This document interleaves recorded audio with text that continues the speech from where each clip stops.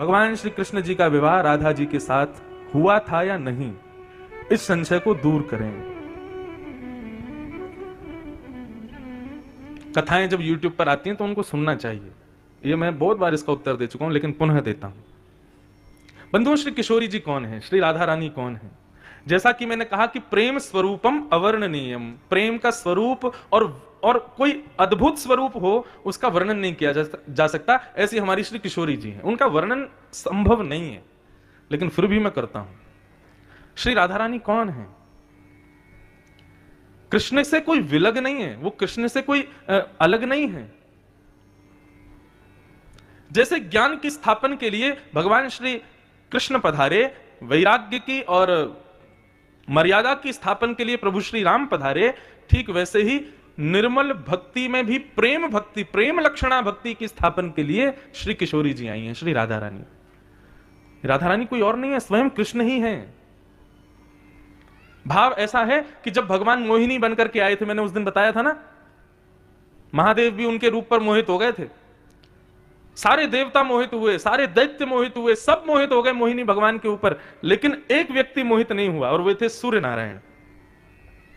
सूर्य मोहित नहीं हुए, सूर्य मोहित नहीं हुए। सूर्य के हृदय में वात्सल्यता आ गई। वात्सल्यता बच्चों के प्रति आती है, मतलब शिव आदि, सनकादि आदि एवं समस्त देवता सबके इच्छा मन में ये हो रही थी कि हम इनसे ब्याह कर लें मोहिनी से, लेकिन सूर्य की इच्छा ये हो रही थी मैं इनसे ब्याह नहीं करूं, इनको अपनी बेटी बना लूं।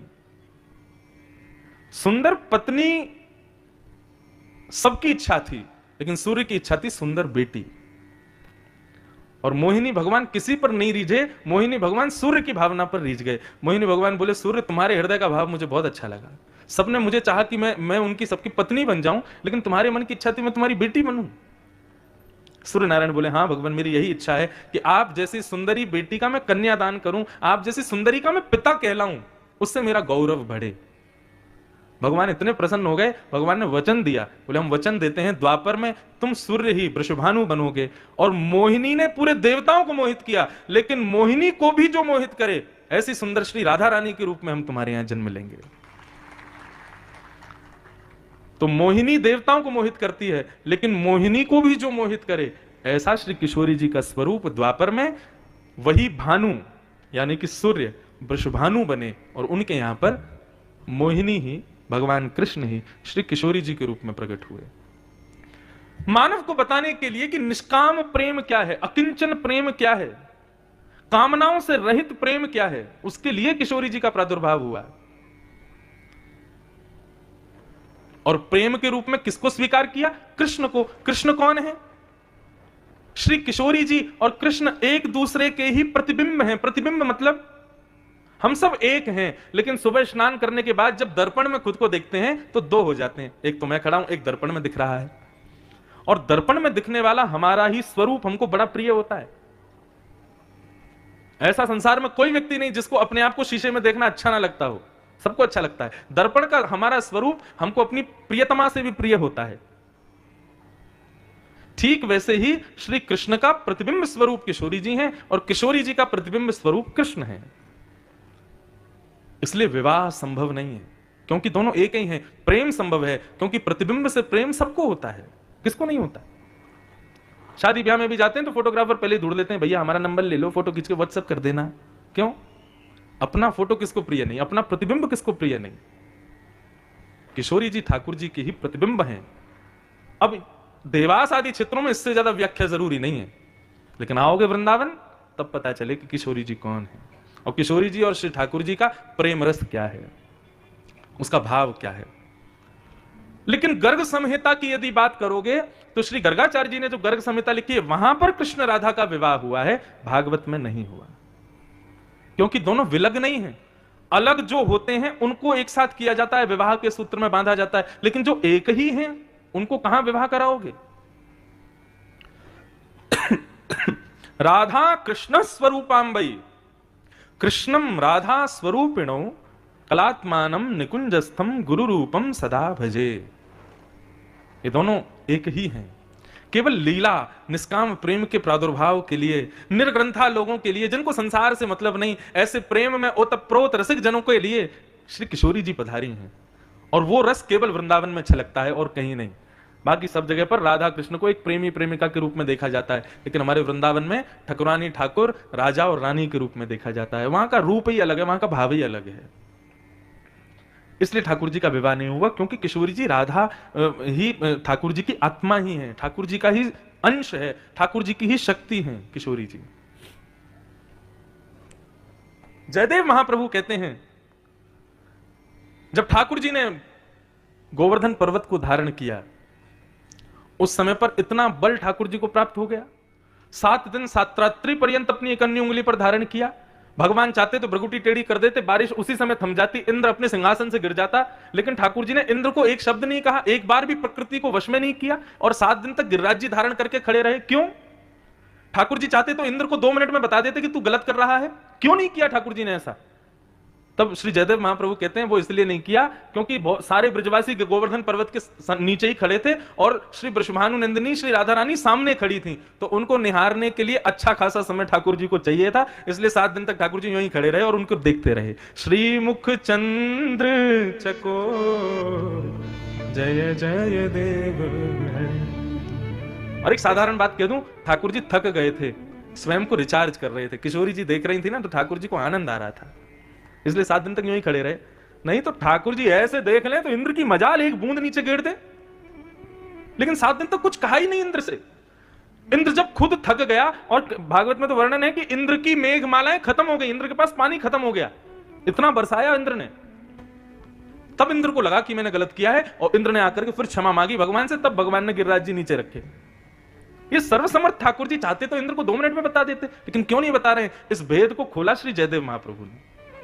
बोले इसलिए नहीं खोया है क्योंकि सामने किशोरी जी खड़ी हैं, उनको देख रहे हैं, उनको निहार रहे हैं, उसमें सुख मिल रहा है, इसलिए कर रहे हैं।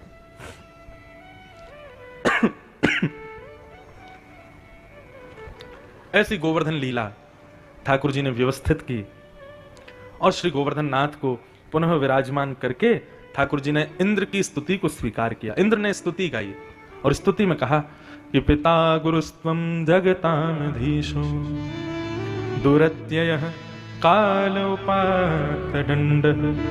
हिताय स्वेच्छा तनुभिः समीहसे मानं विधुन्वन् जगदीश मानिना। मुझसे गलती हो गई भगवान, मैं आपके रूप को पहचान नहीं पाया, मुझे लगा कोई छोटा ग्वारिया बालक है, इसलिए मैंने इतनी मेघमालाओं को आदेश कर दिया, पूरे ब्रज को बहाने का आज्ञा कर दी। मुझसे बहुत बड़ी गलती हो गई भगवान, मुझे क्षमा कर दीजिए, आप चाहें तो मुझे दंड दीजिए। इंद्र ने स्वयं मुख करके मांगी है कि मुझे दंड दीजिए भगवान ने, लेकिन इंद्र को दंड नहीं दिया और इंद्र के समस्त दोषों को शांत कर दिया। बंधुओं, गलती करने पर क्षमा किया जाता है, परंतु दंड अपराध करने पर दंड दिया जाता है।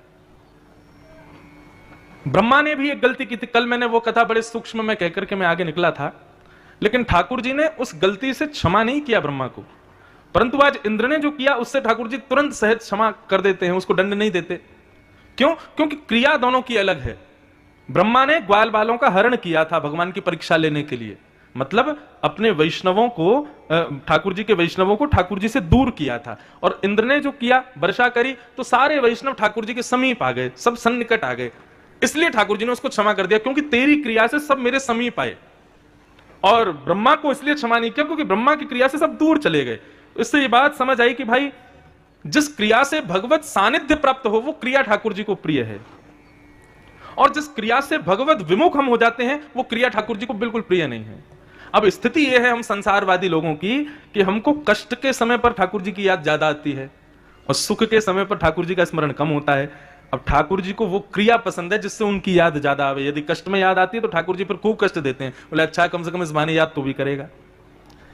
इसलिए संभाल करके रहो, केवल कष्ट की स्थिति में, विपरीत स्थिति में, दुख की घड़ी में ही ठाकुर जी का स्मरण मत करो, हर स्थिति में ठाकुर जी का स्मरण करो, हर भाव में ठाकुर जी को याद करो, ठाकुर जी, ताकि आपका हर भाव उनको प्रिय लगे।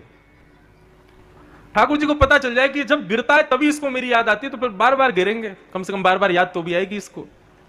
लेकिन ठाकुर जी सोचें कि नहीं भाई, जब इसको बढ़िया पकवान खाने को मिलते हैं तब भी याद करता है, अच्छी नींद आती है तब भी याद करता है, कहीं घूमने जाता है तब भी मुझे याद करता है, तो ठाकुर जी फिर सब सुखद ही बना देंगे, सब बढ़िया ही बना देंगे, सब आनंद में ही बना देंगे। अपनी स्थिति को पहचानो। हम कब स्मरण करते हैं ठाकुर जी का? इंद्र ने भगवान की स्तुति गाई और स्तुति गाते हुए भगवान से दंड की कामना की कि मुझे दंड दीजिए। एक बात कहें बंधुओं, व्यक्ति का सबसे बड़ा सद्गुण क्या है? अपने अवगुण को स्वीकार करना, अपने कृत्य को गलत यदि किया है तो उसको स्वीकार करना। हां, मैंने किया है ऐसा। ये स्वीकार नहीं करते हम लोग।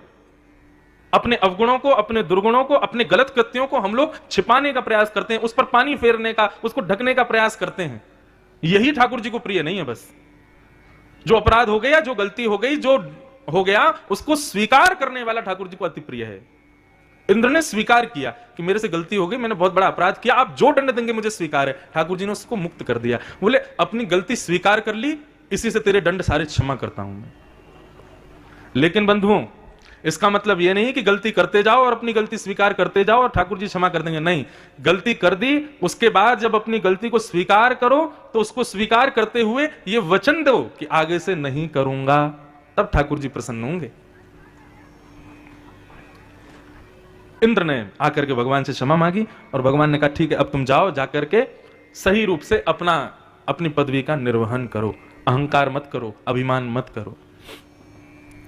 इस प्रकार गोवर्धन लीला यहां पर विराम हुई। भगवान लौट करके गोकुल श्रीधाम वृंदावन पधारे और वृंदावन में आज गायों ने ठाकुर जी को गोविंद नाम दिया। भगवान का नाम गोविंद हुआ। जिनकी आयु थोड़ी ज्यादा होने लग जाए ना, ठाकुर जी को पुकारने में वो गोविंद शब्द का इस्तेमाल ज्यादा करें। मतलब अपने कीर्तन में गोविंद नाम का उच्चारण करो। गोविंद भगवान का जो नाम है, ये जब वृद्ध बोलते हैं तो ठाकुर जी को अच्छा लगता है। छोटे छोटे बच्चे गोपाल कहें, मध्यम वर्गीय कृष्ण कहें और वृद्ध जो हैं वो गोविंद कहें। क्योंकि गोविंद शब्द ऐसा भी है कि जब 32 निकल जाएंगे ना, तब भी बोलने में सहज रहेगा। गोविंद, द ना भी बोलोगे तो भी चलेगा, और ग ना भी बोलोगे तो ओविन भी चलेगा। लेकिन गोपाल, कृष्ण, कन्हैया, इन सब के लिए तो दांत भी सही चाहिए, बुद्धि भी, मति भी सब चाहिए। लेकिन गोविंद जो है ना, बड़ा सरल है। अगर स्थिति खराब होने लग जाए वृद्धावस्था में, और जो है आंखों पे पड़ेगा जाला, नाक से बहेगा नाला, लाठी से पड़ेगा पाला, जरा जिंदगानी का, ऐसी स्थिति हो जाएगी, उस समय गोविंद कहो। लेकिन ये मैं केवल साधारण भाव से नहीं कह रहा हूं बंधुओं, प्रमाण है इसका। और प्रमाण कौन है? साक्षात कुंती। कुंती भगवान के सारे भक्त मंडलियों में सबसे वृद्ध है। कृष्ण लीला में सबसे वृद्ध भक्ता कौन है भगवान की? कुंती, पांडवों की मां। और भी होंगे, लेकिन क्योंकि कई लोग ऐसे हैं वो कथा में केवल यही सुनने बैठते हैं, महाराज जी ने क्या बोला, अच्छा कुंती, आपने उग्रसेन का तो नाम नहीं लिया, वो भी वृद्ध था। कई लोग ऐसे लिख लिख के दे देते हैं। लेकिन मैं अपनी दृष्टि से कहूं, कुंती भगवान की भक्त थी, सबसे वृद्ध। लेकिन जब वो कुंती स्तुति गाती है ना भगवान की, तब क्या कहती है कि कृष्णाय वासुदेवाय देवकी नंदनाय च नंद गोप कुमाराय गोविंदाय नमो नमः। और वो मैंने कुंती स्तुति यहां कही नहीं ना, सूक्ष्म में निकल गया था। कुंती क्या कहती है भगवान से? मैं आपको जानती हूं कि आप कौन हो। भगवान बोले अच्छा। बड़े बड़े ज्ञानी, बड़े बड़े ध्यानी, बड़े बड़े योगी, तपस्वी कहते हैं कि हम ठाकुर जी को पहचान नहीं पाए, और बुआ तुम कह रही हो कि तुम मुझे पहचानती हो? भगवान कुंती बुआ बोली हाँ मैं आपको जानती हूं। अच्छा बताना जरा मैं कौन हूं? तब कुंती कहती है कृष्णाय, आप कृष्ण हो। और कृष्ण का मतलब क्या? जो सबको कर्षति, सबको अपनी ओर आकर्षित करे, वो कृष्ण। आप कृष्ण हो। वासुदेवाय, वसुदेव के बेटा हो। देवकी नंदनाय च, आप देवकी के लाला हो। नंद गोप कुमाराय, गोप ग्वालों के आप प्रिय हो, उनके प्रियतम हो। और मेरे आप गोविंद हो, मैं आपको प्रणाम करती हूं। तो यहां पर भगवान ने कुंती से कहा कि आपने मुझे गोविंद क्यों कहा? ये गोविंद नाम मेरा किसने रखा है? गायों ने रखा है। आपने मुझे गोविंद क्यों कहा? तब कुंती कहती है कि कन्हैया, तुम्हारी भक्त रूपी गौशाला में जितनी गैया है ना, ये 5 पांडव हैं, द्रौपदी है, आदि आदि, ये सब तुम्हारी भक्त रूपी गौशाला है, उसमें सबसे वृद्ध गैया मैं हूं। और ग्वारिया का एक स्वभाव होता है कि ग्वारिया छोटे बछड़ा बछिया की भी सेवा करता है, गैयाओं की भी सेवा करता है, लेकिन वो प्रेम सबसे ज्यादा किससे करता है? जो गैया अब बालक नहीं दे सकती, जो गैया अब दूध नहीं देती, केवल कोने में खड़ी रहती है चुपचाप, केवल कभी कभी चारा खा लेती है, ग्वारिया, सच्चा ग्वारिया होगा ना, सबसे ज्यादा प्रेम उसी से करेगा, अति वृद्ध गैया से। कुंती आज गोविंद कहकर के भगवान से कहती है कि हे कन्हैया, तुम्हारी भक्त रूपी गौशाला में इतनी सारी गैया हैं, इतने सारे बछड़ा बछियां हैं, लेकिन मैं गोविंद कहकर के तुमको संकेत कर रही हूं कि सबसे वृद्ध मैं हूं, जितना हो सके सबसे ज्यादा मेरे से प्रेम करना। ऐसा कहकर के गोविंद कहती है कुंती। इसलिए मैं निवेदन कर रहा हूं, जो वयोवृद्ध होने वाले हैं या कगार पर हैं, वो अपने नाम जप में अब गोविंद शब्द कहना शुरू करो। ठाकुर जी को प्रिय लगता है जब कोई गोविंद कहता है। एक प्रकार से गोविंद शब्द का उच्चारण जब होता है तो यह भी भाव है कि अब व्यक्ति अपना उद्धार चाहता है, अब संसार से उसकी इति हो गई है, इसलिए वो गोविंद कहकर के बुला रहा है। हे गोविंद रक्षमाम। गो माने गाय, विंद माने रक्षक। गो माने इंद्रियां, विंद माने रक्षक। हे गोविंद, मेरी इंद्रियों की रक्षा करो। रक्षा करने का मतलब अपने चरणों में लगाओ, अपना इनको बनाओ, इसलिए गोविंद।